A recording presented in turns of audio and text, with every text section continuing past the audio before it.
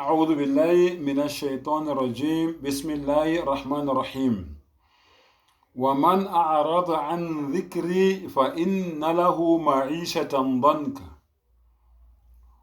واحشره يوم القيامة أعمى. Ngicela Allah angivikele kusathane ongathandwa egameni lika Allah onomusa onesihawu.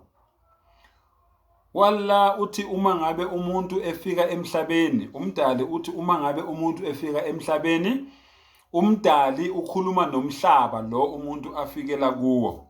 Ukuthi lo muntu loyo ofikayo la emhlabeni, uma ngabe engaphambuka angasangikhonzi mina, angasangikhumbuli mina, fa inna lahu ma'ishatan dank, umenze ukuthi aphile kabuhlungu, angakutholi ukuphumula, angayazi into ekuthiwa ukuthula emhlabeni, aphile kabuhlungu, uphenduke umhlaba ube yinsimbi, izulu libe yithusi empilweni yakhe, ngoba lowo muntu loyo uphambene nomthetho kamdali wakhe. Umdali akayifuni into yokuthi kukhonzwe abanye onkulunkulu ngaphandle kwakhe. Ingakho mawufunda incwadi yamaHubo 24 ithi umhlaba ungokaJehova nokugcwala kwawo, izwe nabakhileyo kulo, ngokuba yena wawusekela phezu kwezilwandle, wawumisa phezu kwemifula. Kubani oyakukhuphukela entabeni kaJehova na? Kubani oyakuma endaweni yakhe engcwele na?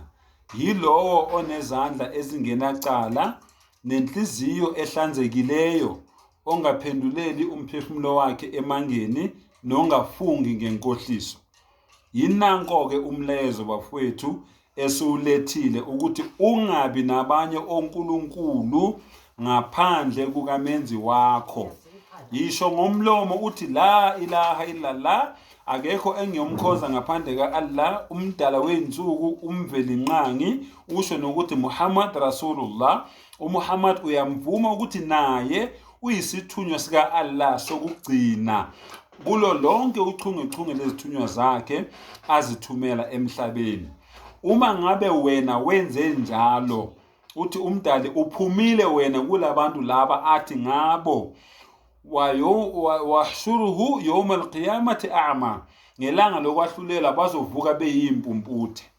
Bonke abantu abangakhonzi umdali, abanabanye onkulunkulu, ngelanga lokwahlulelwa bazovuswa ekufeni beyimpumputhe. Wena-ke once uvuma ukuthi akekho ozomkhonza ngaphandle ka-Allah, uphumile ohlwini lalawo bantu labo abazovuka beyimpumputhe. Uma ungangilaleli uyongikhumbula mhla uphela amandla, ngoba uyobuwedwa ethuneni sezenzeka zonke lezi zinto lezi engikutshela ngazo. Ngishilo ngathi mangaba ukholwa ukuthi ngempela ethuneni ikhona ipunishment yasethuneni, vula iBhayibheli encwadini kaLuka 16 verse 19, uzwe ukuthi uhlupheka kanjani umuntu ethuneni okade engalaleli ephila emhlabeni.